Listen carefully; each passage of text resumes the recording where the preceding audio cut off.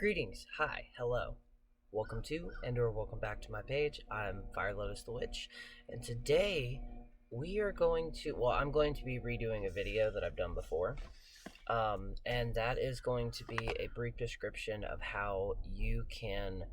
There's a lot of things that you can use to put in your witch's cabinet or your curio to use in spell work that a lot of people either A, don't think about, or B, just kind of completely overlook it. We're also going to talk a little bit about etiquettes revolving the graveyard, cemetery, and or crossroads. And I may and may not have had way too much caffeine today. But anyways, so first thing, magic dust and dirts.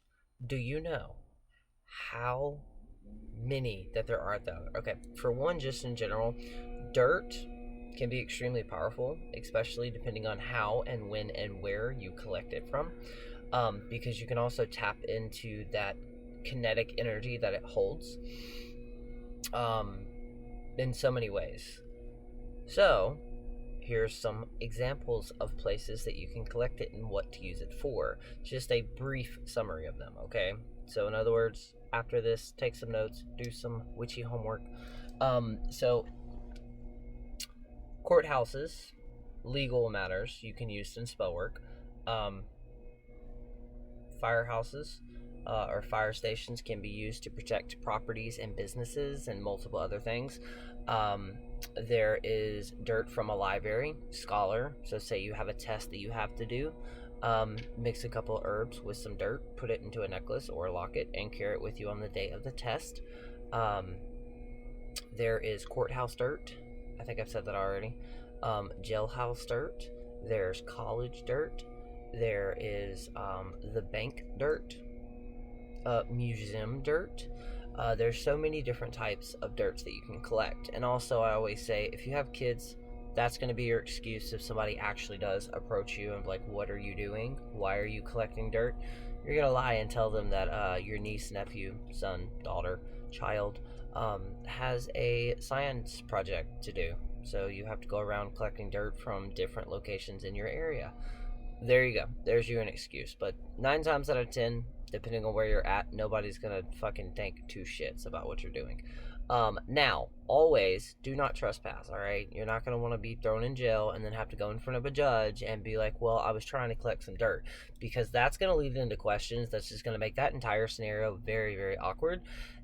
And if it was not known that you were a witch, by the end of that court, I guarantee you everybody in your entire town is gonna know. So that could be a good thing or a bad thing. Anyways, now, when you go to specific locations, now you're going to come across some witches. They would state that all of the locations that I just named, they are going to have their own spirit.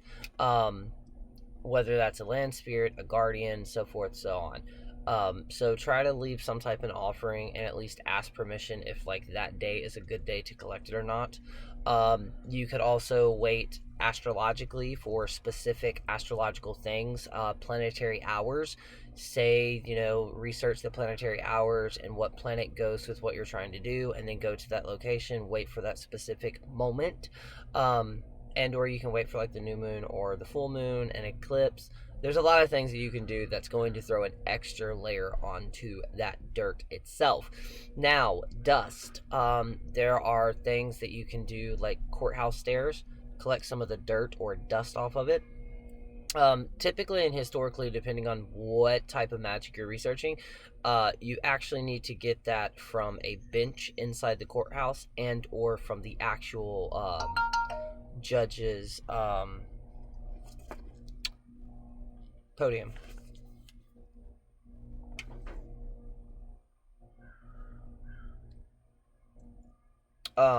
Sorry. Anyways, but it does work just from just getting it from the ground itself outside of the courthouse or college or library or so forth and so on. Also, if you could safely do this, imagine if you could go to like a Freemason's lodge. Just throwing that out there. Alright, so when it comes to cemeteries and graveyards, it is important to know that it is a federal law or federal statute that technically collecting dirt or removing anything outside of that graveyard and or cemetery is technically vandalism. So it could get your ass thrown in jail. On top of that, I've seen some people go out with like a little shovel that they would get from like Dollar General to use in your garden. You're not really going to need that much dirt unless you're like making an entire perimeter around your house or some shit like that. Just in general in spell work, obviously I'm not going to tell you how to do your shit, but you're normally, it doesn't call for like a cup of dirt. So what I normally do is there is a silver spoon that I have, and it's like one of the big spoons. I think it's like a soup spoon or one that you would eat with a bowl of cereal to make sure it's a big small spoon. But I use that, and I'll get like maybe one or two scoops from it. Now, there are graveyard and cemetery etiquettes. Depending on what magical path you come across or tradition, you're going to have slightly different etiquettes, but at the same time, they're all center based around making sure you don't piss anything off. Um, there are what is known as guardians, and depending on where, again, depending on the legends, depending on the myths, depending on the craft, the part of the craft that you're researching, you're going to get different what the hell is a guardian. I like what I've read in a few Appalachia books, and a lot of the times they either think the first initial person to be buried there becomes the guardian, or the oldest grave. It could also be some type of an elemental, but normally it's like centered around somebody that's buried there. There's a graveyard here where I'm at, where my partner grew up at, where it's like to his family, and unless you're part of his family or like a maintenance man, people have not had good experiences trying to go to that specific location. But anyways, you're going to want to make sure you do offerings. Make sure you do the right etiquettes. Let me know if you would like me to make a more in-depth video on that. But once you do that, here's the important thing to know. Do not randomly just go up to somebody's grave and just start collecting dirt, alright? Here's why. Typically, depending on why you're using that in your spell work, you're going to need to know information about the person, specifically how the person was in life. Now, if you're doing like a baneful or spicy working, and say you found a serial killer grave, then have at it, right? You know what I mean? Again, leave an offering, but specifically you're going to want to know, because say you're trying to do something for somebody to win a case, and you pick up a judge's dirt, and then come to find out you do a little research and that judge was crooked as fuck, that's not going to help your spell work. So you're going to need to know information about the person you're gathering it from. A lot of the times when I talk about this, they're like, well, what about ancestors? I don't know. Go talk to them. They're your ancestors. There are multiple ways you can do this. Now, with this, I mentioned in the videos before, and I mentioned in this one, to ask permission. You don't have to. Not all witches follow that. I just find it courteous to. I guess it's the southern respectful thing. You respect your elders. But what that feeling is for me, if it is a yes, I have no idea what that was. If it was a yes, or if it's a yes, you get that feeling. It's not a bad feeling, it's not an anxious feeling, it's just a feeling of like, okay, take it. Now, if you were to do it and say, you know that feeling when you're walking past the house when you were a kid and it gave you the creeps, the oogie woogies, and you didn't understand why, it's probably haunted as fuck. That feeling is normally associated with no. Say you went there and there's birds chirping, a couple of cicadas going in the background, and then you ask the question and all of a sudden everything goes dead silent. And then you also have a spike of anxiety, that's probably a no. Although that could be a spirit stepping forward too, so that's a 50-50. But go on your feelings, alright? You don't necessarily have to start drawing cards in the middle of a courtroom or on someone's grave. So yeah, now, here's another secret. This is technically from Hoodoo and Conjure, possibly Appalachia. Depending on where at on the grave is depending on what and how that can be used in spell work. So the head, the shoulders, the stomach, the heart, the pelvis, the knees, the feet, and also depending on what side, left or right. They all have specific meanings. There's some research to do. But yeah, it can be beneficial. Just make sure you're walking through the proper etiquettes. Now, at a crossroad, the same is applied. For one, Typically, and just respectfully, you need to start to slowly connect to that crossroad. Okay, I have to talk a little quietly because there are people walking around the truck. But you need to try to build a relationship with that crossroads before you go collecting dirt. You don't have to, but just to be safe. Now, you also have to realize that with crossroads, you're going to come across tricksters, possible deities, old ass things, elementals, wandering spirits, and hitchhikers, and like so many other things that you could introduce or come across while you're at a crossroad. Be respectful. Leave an offering when you arrive. Leave an offering when you leave. Um, if you're gonna leave spell work there, make sure that it's not gonna harm the environment or fuck it up in some way, shape, or form. All right. Typically, I like to bury things at crossroads. Very solely would I ever actually just leave a jar there or something like that, because you never know who's gonna come along and unscrew that bitch. You know what I mean? But anyways, make sure. Now, what I mean by creating some type of relationship is periodically go there, introduce yourself, and leave an offering. Depending on how the vibes are there, is depending on if you're going to work there or if you may want to pick somewhere else. Now, I've collected dirt from 7 different crossroads. I call it the Seven Sisters dirt, because it came from 7 different crossroads that I connected to, asked, and they said yes. Now, the reason you're going to start eventually collecting all this dirt, especially if you go to historical locations, say you go to a historical battlefield, you could use that dirt in a lot of different ways. Also, bonus points, especially if you're in an area that has a swamp. Do your research and see if there are any historical wars fought there in the swamp. And then you need to go and collect some swamp water to create you some badass war water. Remember though, if you use war water and you are not right in that situation, it is going to bitch slap you to Kingdom Come. Okay? Alright. Now, anyways, let's get back. Historical locations like that, absolutely amazing. Now, imagine if you are an author, okay? You are a novelist, a screenwriter, a playwright, musician. Have you ever thought about tracking a grave down that has one of the like different people that I just mentioned and connecting, walking through the proper steps and collecting dirt, and then put that dirt in a locket with a few crystals for creativity and like a muse, and a couple of herbs, and there you go. There's you a locket to tap into that creative flow of that specific person. Out of the many years that I've been in witchcraft, I've never heard a single person say something like that. I love when spirit comes through with that creativity. But yeah, things like that. If you were to go to a swamp, a hospital with the dirt for healing, that would be great for it. See what I mean? Multiple things can be used, and it is a lot of the times I like to say it's folk. That's straight up folk, southern conjure, root work, hoodoo, conjure. You know, that's straight up. That's use what you have and use what you can get your hands on. Um, Another things, if there's a major storm that comes through, you can use storm water. Be careful with storm water, specifically hurricane water. If you do not use that properly, you're going to fuck around and find out. And I have a video posted of what I mean by that, so you could totally go check it out. I actually think it's labeled like hurricane water. Eclipses, but specifically with storms. If you come across a tree or debris that was struck by lightning, collect it. Collect as much as you can. Collect the burnt pieces of it. Collect some of that ash, collect the bark, collect a piece of the wood. That all has that psychokinetic energy from the lightning.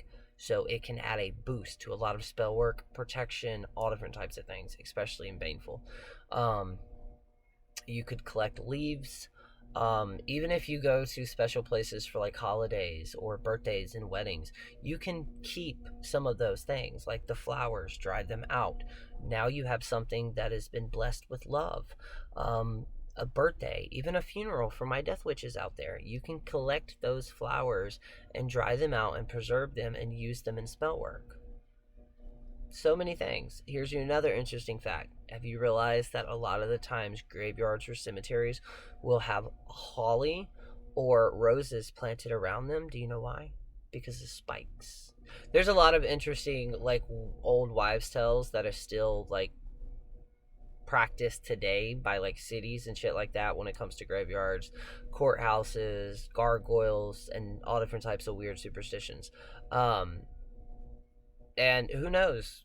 Check your local superstitions. Most of the places where I've lived at, unfortunately, where they did not really have like this huge lore.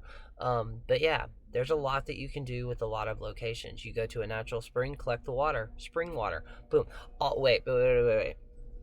Please be careful with that too, because like if you were to go to Hawaii, or there's like other locations too, don't collect dirt and rocks and shit. You will get haunted. Also, there's your rabbit hole to fall down. Um, I know there's a couple of them where they have websites of and like image where you can read some of the letters where the rock was sent back to them. So like be careful and be wary of that, obviously. But like a battlefield, a place where General Hospital was, there's a lot that you can tap into. Like I recently got to add a very very old cathedral, dust and dirt. And what I mean by that is it's part of the building blocks that built the cathedral. Um, I was lucky enough to meet somebody who knew somebody who works there, and they grinded some down, and now I have a jar of it. There's a lot that I can do with that. There's a lot of emotions, and this is from the UK. So think about how many emotions and how many good things, bad things, horrible things happen there. You can all tap into that.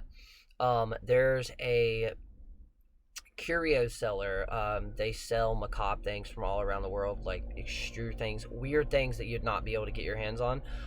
They have dirt from like a fucking Dracula's castle, and my friend who's over the pond, I'll eventually be getting another packages of different dirts like that. So there's a lot that you can do if you travel. If you know somebody in your family and they ask you, well, what do you want me to bring you back? Be like, dirt. I want a jar of dirt. Um, I would love some from Pendle. I have a connection to Pendle, the Pendle witch trials. I would love it from Scotland, the Stone Circle if possible, Egypt where the pyramids are at. Um, Basically any historical thing that's been linked with magic, witchcraft, or the occult, I would love some dirt from it. Um, but yeah, in my interview that I did with Bloody Mary, in New Orleans, they actually have an altar of dirt from all around the world. Think about what you can do that with water. I'm just saying. I'm just saying.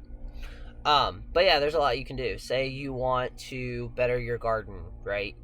Obviously connect with your land spirits, possibly the fae. But what if you had one of the botanical gardens? Try to collect some dirt from there. Oh, and for my baneful witches, I don't know where it's located, but if you live where the poison garden is, you do not have to actually collect dirt from their actual garden as much as the location. Bada boom, bada bam. Like if I lived in Maryland right now, I'd be going to Edgar Allan Poe. Come. Yes, I need some of that dirt. Okay, I write poetry every now and then, primarily when I was young and emo. It's still really good. Like if I could go where Picasso, where my favorite artist, one of them, Van Gogh is, I would love to collect dirt. Holy shit. Anyways, it's things like that you can do. And you can literally just have a collection, a jar of dirts. I have all different types of sizes of dirts, dust. I've got one that it's almost 200 years old. It's sandstone or limestone that was made up, like it's in a graveyard, but there was this old ass wall that was built around the grave, and a tree had fallen, so it knocked a couple of pieces off, and I got some of that and ground it up, and boom. Now I have that jar. I have multiple different types of jar of eclipses, hurricanes. I've got a few bottles of blood moon eclipses that we've had. So yeah, weirdly enough, I use dirt in my practice more than I actually use water. So weird, but I still collect it. The first rain after a drought, collect it. You're in a drought, collect some of that dirt. You can cause other people to have a drought in their life. You know what I mean? Financially, friendship wise, love wise. There's a lot you can do with dirt. I know it sounds like I have a very weird obsession with dirt, but I don't. Anyways, I hope you enjoyed this video. If you've made it here to this one, what was a fantasy book that you read growing up that you absolutely love, but also possibly interested you in witchcraft? Let me know in the comments. And what extra I can't talk. What weird thing do you use in your practice that most people wouldn't even think of? And let me know if you'd like me to do more videos like this. I absolutely love doing them. But yeah, I hope you enjoy it. Like, share, hit the subscribe button and that bell icon so you get all the notifications when I go live.